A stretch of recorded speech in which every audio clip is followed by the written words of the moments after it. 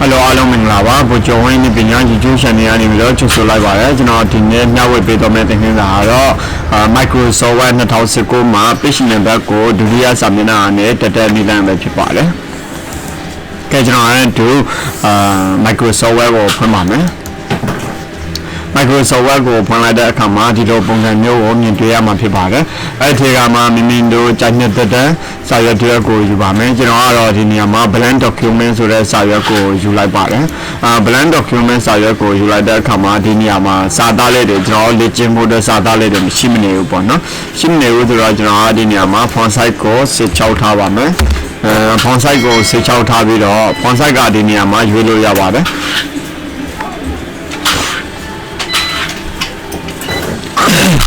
font size ကိုဒီနေရာမှာ16ရွေးပြီးပြီဆိုရင်ကျွန်တော်တို့ကဒီ comment တစ်ခုကိုထည့်ပေးရမှာပေါ့နော် RAND run ဆိုတဲ့ comment ဖြစ်ပါတယ် run comment မှာကျွန်တော် 5,5 when be အတာခေါ်လိုက်ပါတယ်အဲ့ခါကျတော့ဘယ်လိုမျိုးပေါ်လာမလဲဆိုတော့ဒီလိုမျိုးစာပိုင်လေးတွေပေါ်လာမှာဖြစ်ပါတယ်ဒါလေ့ကျင့်ဖို့တဲ့စာပိုင်လေးတွေပေါ်လာလို့ရှိရင်ကျွန်တော်တို့ကဒီစာပိုင်လေးကိုပေါ့နော်select all လုပ်ပါတယ် select all ဆိုတာ control A ပေါ့နော် keyboard ပေါ် control A ကိုပြောတာဖြစ်ပါတယ် select all လုပ်လိုက်လို့ရှိရင်ဒီနေရာမှာစနစ်လို့ထားလိုက်ပါမယ်နော်စနစ်ထားလိုက်လို့ရှိရင်ဒီနေထားလေးမြင်ရမှာဖြစ်ပါတယ်ဒါအဓိကကျောင်းသူကျောင်းသားတွေမြင်ရတဲ့အနေအထားကိုကျွန်တော်တို့ကလုပ်ပေးထားတာပေါ့နော်ဒီအနေအထားလေးကိုရပြီဆိုရင်ဒီအဓိကကတော့ဒီတင်ခင်းစာထဲမှာ page number ထည့်တဲ့နည်းလမ်းလေးဖြစ်ပါတယ်နော်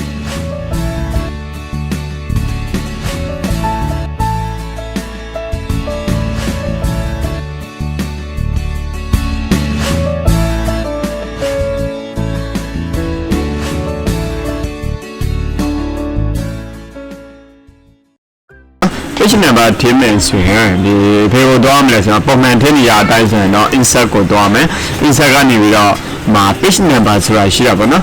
page number မှာ top of page ဆိုတာရှိတယ် bottom of page ဆိုတာရှိတယ်ဒါ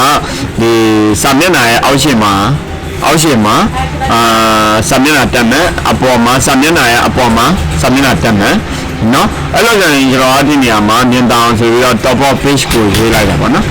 top of page ကိုရွေးလိုက်မယ်ရွေးပြီးရင်ဒီဘက်မှာ top of page format လေးတွေရှိတယ်ပေါ့နော်အဲ့နေရာမှာကိုကကြိုင်တဲ့ format လေးတွေရွေးချယ်ပြီးတော့အသုံးပြုနိုင်ပါတယ်ကျွန်တော်ကတော့ဒီမှာ access bar 2ဆိုတဲ့page ပုံစံ format ကိုယူလိုက်ပါတယ်နော်ဒါဆိုရင်ဒီလိုပုံစံမျိုးမြင်တွေ့ရမှာဖြစ်ပါတယ်ဒါကတော့ပုံမှန်တက်နေကြစာမျက်နှာအတိုင်းပေါ့နော်လူတော်တော်များများပေါ့နော် Microsoft Word ကိုအသုံးပြုတဲ့Microsoft Word user တော်တော်များများဒီနည်းလမ်းအတိုင်းကိုစာမျက်နှာတက်ကြတာပေါ့နော်အဲ့လိုဆိုရင်ကျွန်တော်တို့ကနောက်တဲ့စာမျက်နှာတစ်ခုကူးကျင်နေဆိုရင်လည်း Control A လုပ်လိုက်တဲ့ဒီနေရာမလေးမှာပေါ့နော် Control A လုပ်လိုက်တဲ့ regulator copy ယူထားလိုက်တယ်ပေါ့နော် copy ယူထားလိုက်တယ်ပြီးရင် control enter ခေါ်လိုက်တယ် control V ချလိုက်တယ်ဒါဆိုရင်တော့စာမျက်နှာနောက်ထပ် page တစ်ခုကအလိုလိုတိုးတော့ပါနော်နောက်ထပ်တစ်ခုကိုတော့မှဆိုရင် control enter ခေါ်လိုက်မယ် control V ကိုချလိုက်တယ်ပေါ့နော်ဒါဆိုရင်စာမျက်နှာ3ရောက်တော့မယ်နောက်ထပ် control ရဲ့ enter ရဲ့ခေါ်လိုက်လို့ရှိရင်နောက်ထပ်စာမျက်နှာတစ်ခုယူလို့ရတာပေါ့နော်နောက်စာမျက်နှာတွေဘယ်လောက်ပဲယူဒီနည်းလမ်းအတိုင်းကိုယူတော့ပေးရမှာဖြစ်ပါတယ် control V ချလိုက်တယ်ပေါ့နော်ဒါဆိုရင်စာမျက်နှာနမူနာအနေနဲ့ကျွန်တော်ဒီနေရာမှာ၄ခုလောက်ပဲလုပ်ပြပေးမှာပေါ့နော်၄ခုလောက်ရတော့ပြီဆိုရင်တော့ဒီစာရွက်ဒီမှာလည်းကြည့်လို့ရတယ်ကျွန်တော်တို့ကနော်စာမျက်နှာ၄ခုကနေဒါတစ်ခုမြောက်ပေါ့နော်စာမျက်နှာ၄ခုရှိတဲ့စာမျက်နှာ၄ခုရှိတဲ့အနက်တစ်ခုမြောက်ကိုရောက်နေတယ်ဟဲ့လားနော်ကျွန်တော်အဲ့လိုဆိုရင်ဒီ first page မှာစာမျက်နှာမထည့်ဘူးဒီ second page ကနေစာမျက်နှာထည့်မယ်ဆိုရင်ဘယ်လိုလုပ်ရမလဲဆိုတော့ဒီ page number ကိုလာမယ်နော် page number ကို double click နဲ့လိုက်ရင်ဒီနေရာလေးမှာပေါ့နော် page ရဲ့စာမျက်နှာအစားလေးမှာ double click နဲ့လိုက်ရင်ဒီနေရာလေးရောက်တော့မယ်ဒီလိုမျိုးပေါ်လာမယ်ကာစာလေးကမိတ်တုံးလေးပေါ်လာမယ်အဲ့ကကြတော့ different first page ကိုယူပေးရမှာပေါ့နော် different first page ကိုယူပေးလိုက်လို့ရှိရင်ရပြီဒါဆိုရင် close ပေါ့နော်close header footer ကိုနေလိုက်လို့ရှိရင် ဒီပထမစာမျက်နှာမှာသူက page number မရှိတော့ဘူးပေါ့နော်ပုံမှန်များသောအားဖြင့်ဆိုတော့ပထမစာမျက်နှာကနေ page number လေးတွေအစဉ်လိုက်တက်ပေးတာဖြစ်ပါတယ်ကဲဒီဒါဆိုရင်ဒီ page number 2ကနေပြီးတော့စပြီးတော့သူရေတွက်တော့မှာပေါ့နော်ပထမ page မှာတော့စာမျက်နှာမရှိဘူးအဲ့လိုဆိုရင်ဒုတိယ page ကနေစာမျက်နှာနံပါတ်2 3 4 5 6 9 10 10အဲ့လိုမျိုးအစဉ်လိုက်နေပြီးတော့ page number လေးတွေတက်တော့မှာဖြစ်ပါတယ်ကိုရဲ့စာအုပ်ကစာမျက်နှာ100ပါတယ်ဆိုရင်180ပါတယ်ဆိုရင်80ပေါ့နော်အဲ့လိုဆိုရင်ကျွန်တော်တို့ကဒီနီလန်အတိုင်းတော်လို့ရှိရင်ဒါဒုတိယ page ကနေစာမျက်နှာတက်နီလန်တစ်ခုဖြစ်တယ်အဲ့ဒါကြတော့တချို့လူတွေကဒီဒုတိယ page မှာစာမျက်နှာဝင်မဲ့ထားမယ်ဒီပထမ page မှာစာမျက်နှာလုံးဝမထားဘူးဒါဆိုပြောမယ်ဆိုရင်လောလောဆယ်ဒီနီလန်ကတော့ဒီအပေါ်မှာစာမျက်နှာကိုဖြောက်လိုက်တဲ့နီလန်ဖြစ်တယ်ဒီဒုတိယစာမျက်နှာကနေဒုတိယ page number 2ကနေစသွားအဲ့လိုဆိုရင်ဒုတိယစာမျက်နှာမှာကျွန်တော်တို့က page number 1ကနေစရှိနေဆိုရင်ဘယ်လိုလုပ်ရမလဲဆိုတော့ကျွန်တော်တို့တွေဒါ insert ကိုတော့အောင်ပါပေါ့နော် insert ကိုတော့ insert ကနေပြီးတော့page number ထဲဝင် page number ထဲမှာ format page number ကိုရွေးပေးရမယ်နော်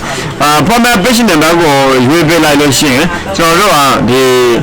start as ဆိုတဲ့နေရာမှာ0ကနေစမှာပေါ့နော်0ကနေပဲစမယ်ဆိုရင် okay နေလိုက်ဒါဆိုရင်ဒီပထမ page number 0ဖြစ်တယ်ဒါဆိုဒုတိယ page number ကဝင်ကနေစားတာပေါ့နော်ဒါကြတော့ဒုတိယ page number ကနေပြီးတော့ကျွန်တော်တို့1 2 3 4 5ဆိုပြီးတော့စာမျက်နှာတွေတက်နေလိုက်ပဲဖြစ်ပါတယ်နောက်ဒါဆိုရင်ပုံမှန်ဒီ Microsoft Word user တွေကတော့ first page မှာ1 second page မှာ2 third page မှာ3ဆိုပြီးတော့အဲ့လိုမျိုးတတိယစာမျက်နှာမှာကျတော့ page number 3ဒုတိယစာမျက်နှာမှာကျတော့ page number 2ပထမစာမျက်နှာမှာ page number 1ဒါဆိုရင်ဒီနည်းလမ်းကတော့ပထမစာမျက်နှာမှာကျွန်တော်တို့က page number မတက်ပေးနဲ့ဒုတိယစာမျက်နှာကနေ page number 1 2 3ဆိုပြီးတော့စားပြီးတော့တက်နည်းလမ်းပဲဖြစ်ပါပဲ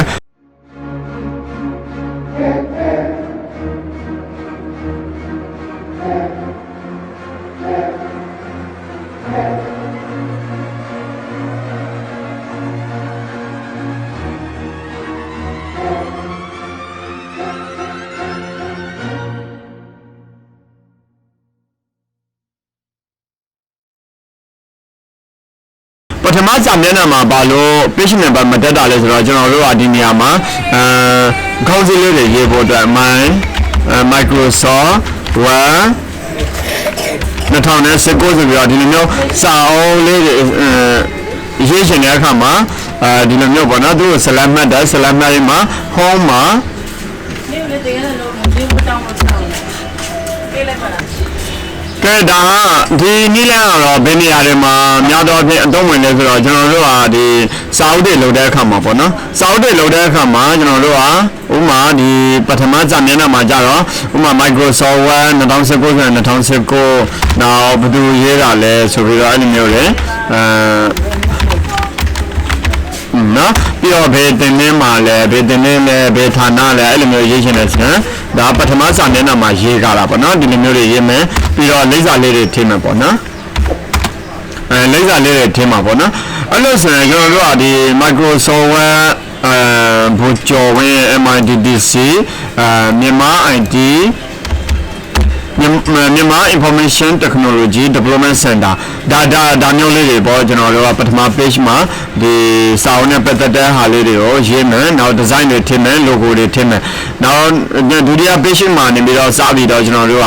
ဒါ page number လေးတွေစတင်ပြီးတော့တက်တော့မှာပေါ့နော်1 2 3 4 extra ပေါ့နော်အစရှိတဲ့အပြင်ကျွန်တော်တို့က page number လေးတွေတက်တော့လို့ရပါတယ်ဒီနီလန်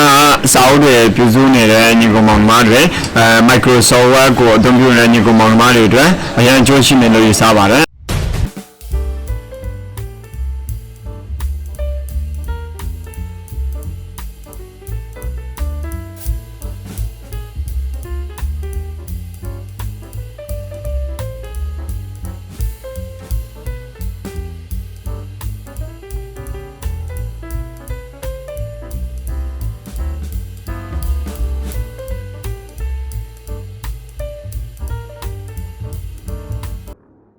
အားလုံးပဲကျေးဇူးတင်ပါတယ်နောက်ထပ်ဗီဒီယိုမှာပြန်လည်ဆုံတွေ့ကြပါမယ်